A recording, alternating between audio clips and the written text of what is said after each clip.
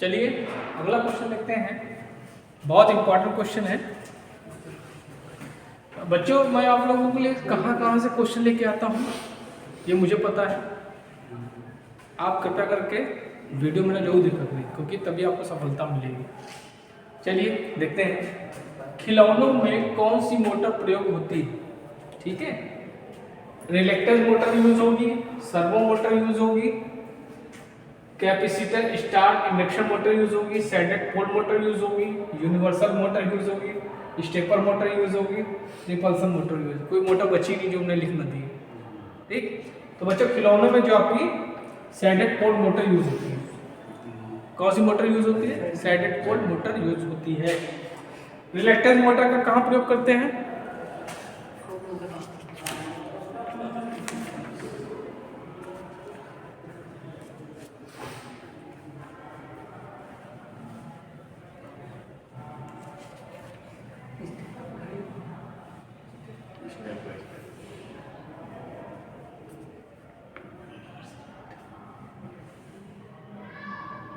ठीक है, पहले कौन सी मोटर है? रिलेक्टेंस।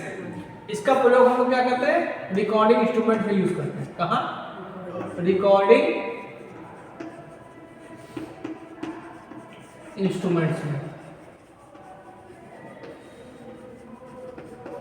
और किसमें? टाइमर में। ठीक है, रिलेक्टेंस मोटर का प्रयोग कहाँ करेंगे? जहां रिकॉर्डिंग इंस्ट्रूमेंट्स को वहां पे यूज करेंगे, टाइमर में यूज करते हैं। ठीक है, और भी चीजें होते हैं। ठीक, क्लॉक टाइमर में। ठीक, अब आता है आपका सर्वो मोटर। ठीक, सर्वो मोटर इसका प्रयोग करते हैं हम सीडी और डीवीडी प्लेयर में। चौकी चलती रही क्या? सीडी और डीवीडी प्लेयर में सर्वो मोटर का प्रयोग हम लोग करते हैं। ठीक है, अब आता है कैपेसिटर स्टार्ट इंडक्शन मोटर। ठीक, जिसके नीचे तुम बैठे हो उसमें यूज करते हैं। सीलिंग फैंस में, सीलिंग फैंस में जो है हम लोग उसका यूज करते हैं। ठीक है, सैडेड पोल तो होगा खिलौनों में। यूनिवर्सल मोटर कहाँ यूज करोगे? Universal mixer. देखो यूनिवर्सल मोटर जो क्या होती है, ये आपकी डीसी सीरीज मोटर की तरह होती है। ठीक है, इसका प्रयोग हम लोग कहाँ करेंगे?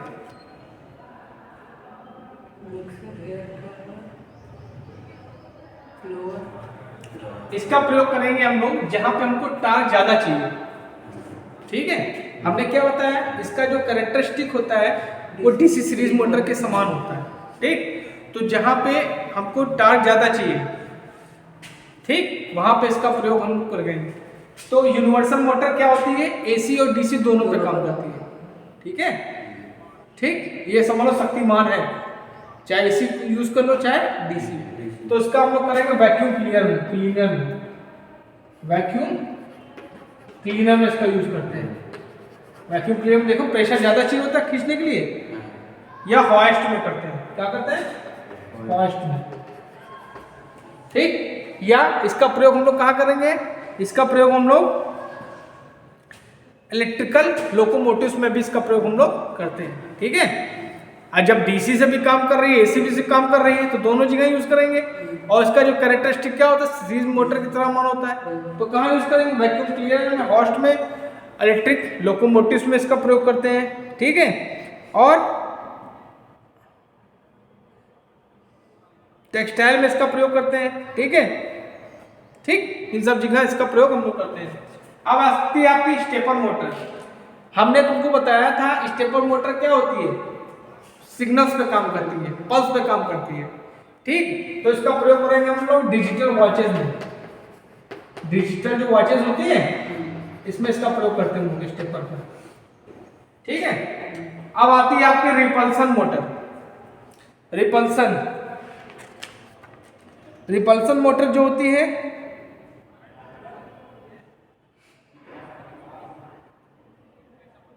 इसका कहाँ प्रयोग करेंगे हम लोग?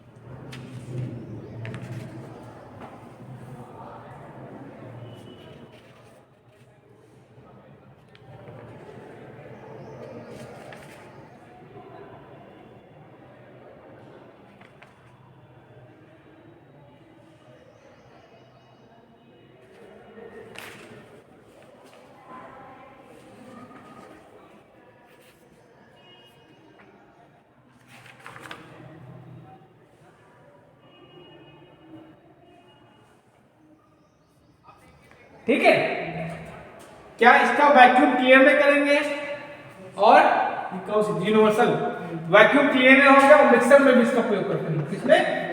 मिक्सर में। ठीक, अब आपका रिपल्सन मोटर है। रिपल्सन मोटर क्या है, कहां यूज करेंगे?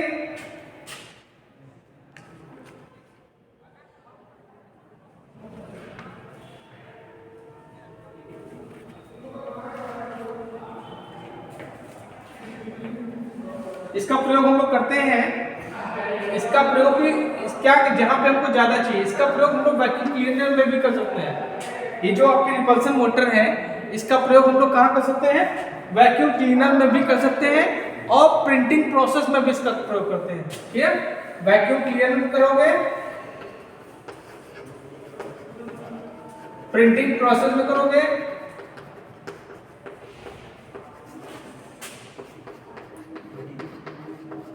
और क्या होगा? लोकोमोटिव्स में भी इसका प्रयोग करेंगे। ठीक है, तो जिटरी मोटर से सबका हमने प्रयोग बता दिया हमको कहां कहां होता है। ठीक है,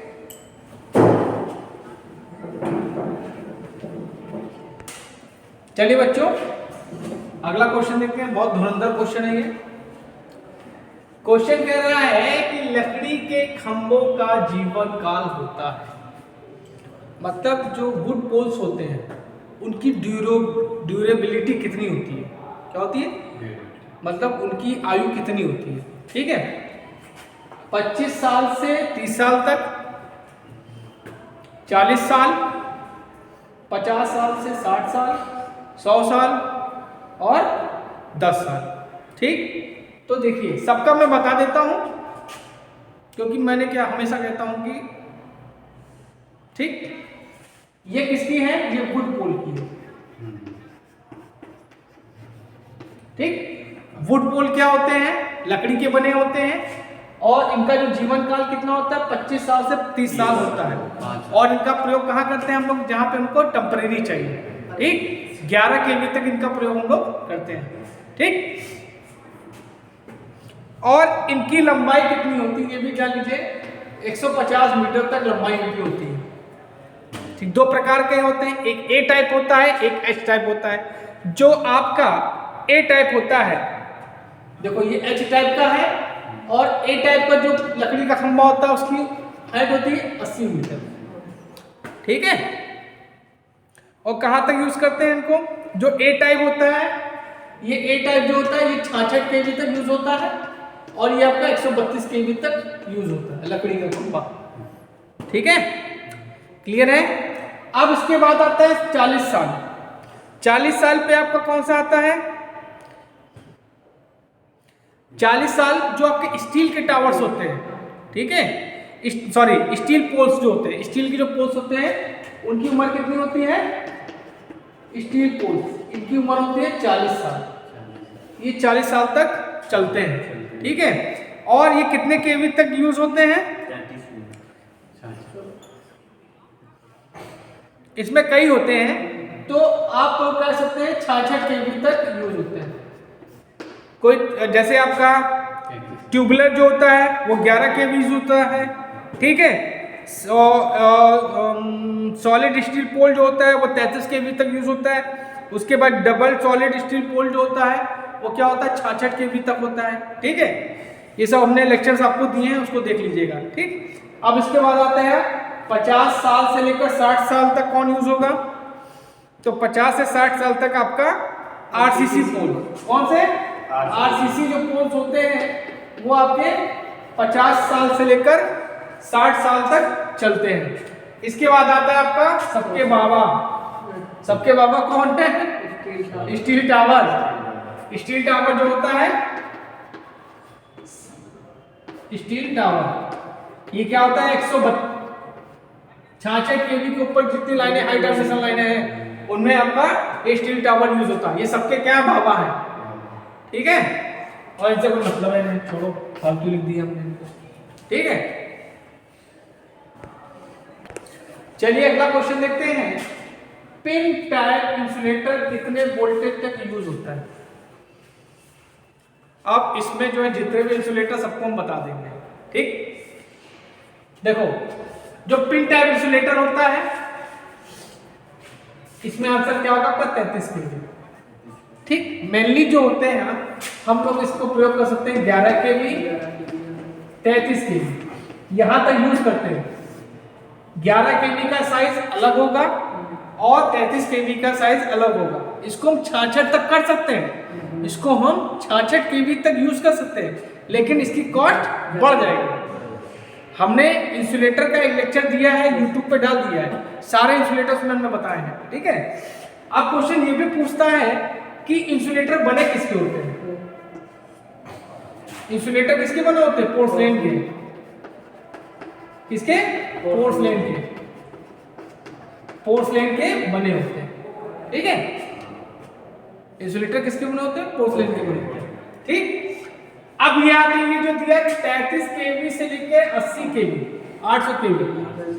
ठीक, तो इसमें कौन सा इंसुलेटर होता है?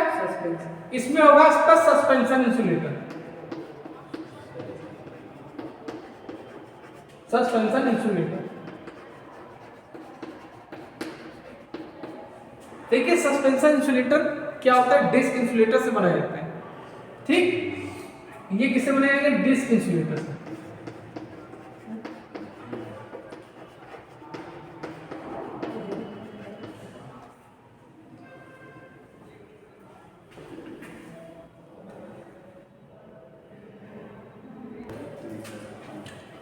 अब जो डिस्क इंसुलेटर होता है वो इसकी एक वैल्यू क्या होती है?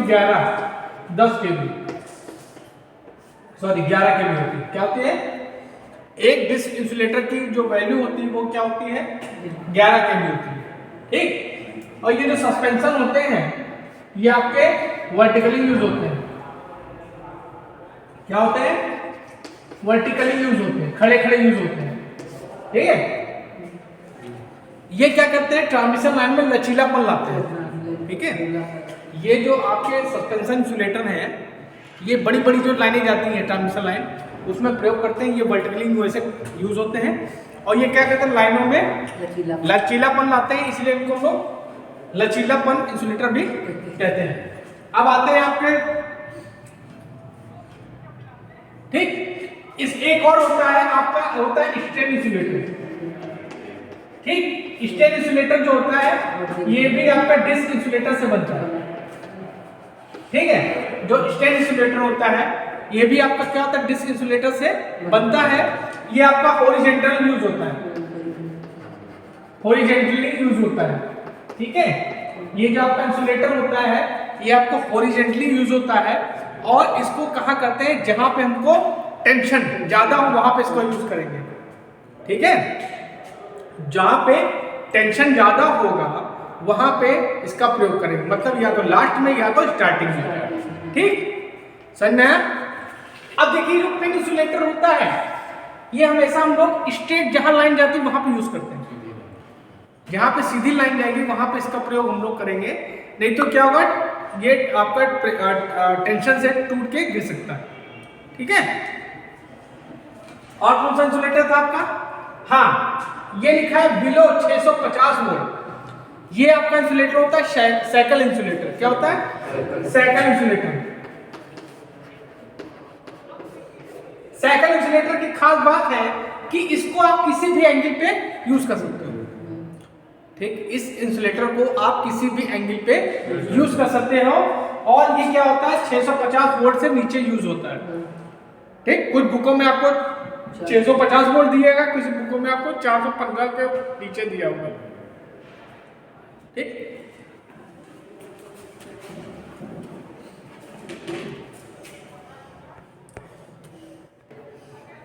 चलिए, बहुत ही प्यारा क्वेश्चन है, बहुत ही प्यारा क्वेश्चन है, मुझको बहुत पसंद है क्वेश्चन और पसंद होना ही चाहिए आप लोग को। कह रहा भारत में जनरेटिंग वोल्टेज है,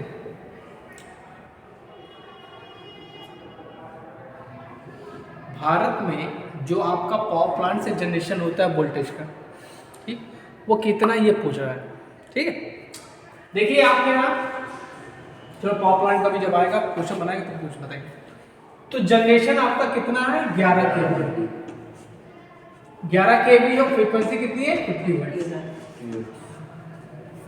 अगर हम बात करें अमेरिका की, रूस की, रशिया, तो वहां पे जनरेटिंग कितना है 33 केवी। ये भी क्वेश्चन पूछ सकता है कि अमेरिका, रूस, जापान, वहां पे जनरेटिंग वोल्टेज कितना है 33 केवी। ये हमने पढ़ा है। और फ्रीक्वेंसी कितनी है वहां की 60 हर्ट्ज। लेकिन जो ब्रिटेन है, हम लोग ब्रिटेन की तर्ज पे चल रहे हैं, हम लोग ब्रिटेन की तर्ज पे चल रहे हैं, क्योंकि हम लोग पहले क्या थे, अंग्रेज थे। तो वहां पे फ्रीक्वेंसी कितनी है 50 हर्ट्ज। सुनना है, अगर ये पूछ जाए ब्रिटेन में कितनी फ्रीक्वेंसी है तो 50 हर्ट्ज है। क्लियर है इतना? अब 11 केवी, 33 केवी क्या है?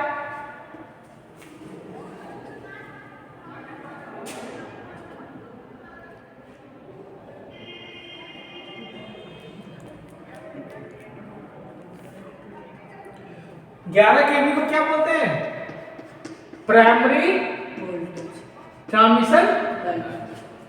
Transmission voltage. भूल गए तुम लोग?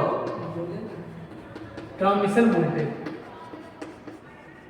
अब इसके बाद क्या होगा, स्टेप अप ट्रांसफार्मर का प्रयोग करके इसको हम लोग 33 केवी में कर लेते हैं कन्वर्ट। ये आपका क्या होगा, सेकेंडरी ट्रांसमिशन वोल्टेज हो जाएगा।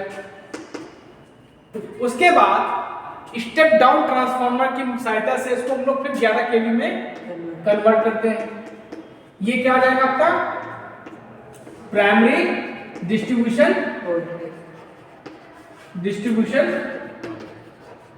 वोल्टेज।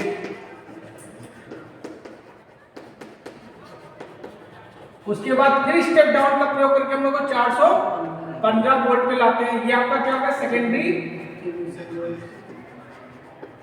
Distribution voltage. क्लियर इतना? ओके।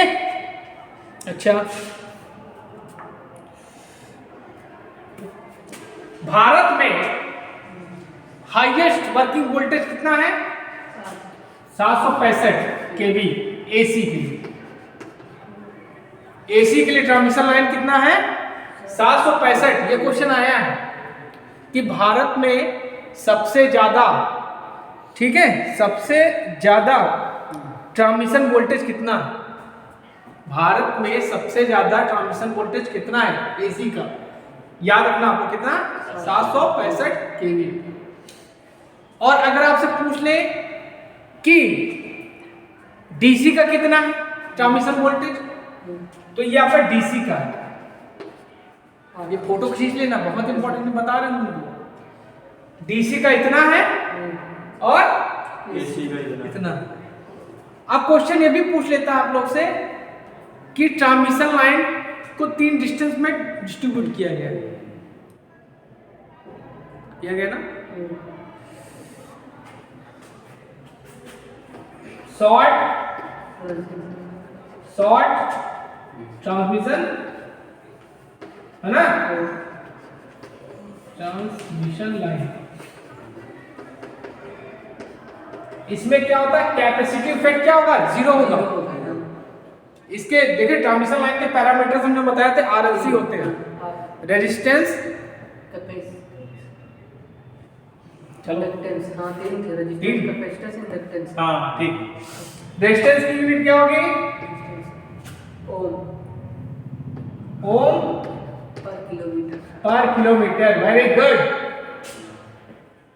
एल की हेनरी पर किलोमीटर, उसकी फैरेड पर किलोमीटर। ये बताया था हमने, तुम्हारे बुक में नहीं दिया है। ठीक। शॉर्ट ट्रांसमिशन लाइन की डिस्टेंस कितनी होती है? 80 किलोमीटर तक। कुछ बुक में बताया था 50 किलोमीटर देंगे, या 50 मील बताया था। 1 मील में कितने किलोमीटर होते हैं?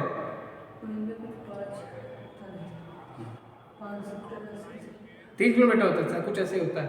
ठीक। अब आते हैं मीडियम पे। इसकी रेटिंग कितनी बताई थी वोल्टेज की? शॉर्ट कनेक्शन चला वोल्टेज। हाँ 20 kV। ठीक, बोल गए तेल देख। ठीक, अब जो मीडियम ट्रांसमिशन लाइन है इसकी डिस्टेंस क्या है 80 से 160। ये क्या था 100 किलोमीटर, 100 किलोमीटर, 100 किलोमीटर मीडियम में आता है ये। ठीक, अब आता है लॉन्ग। लॉन्ग में क्या होगा 160 के ऊपर और 100 केवी के ऊपर। क्लियर है? चलिए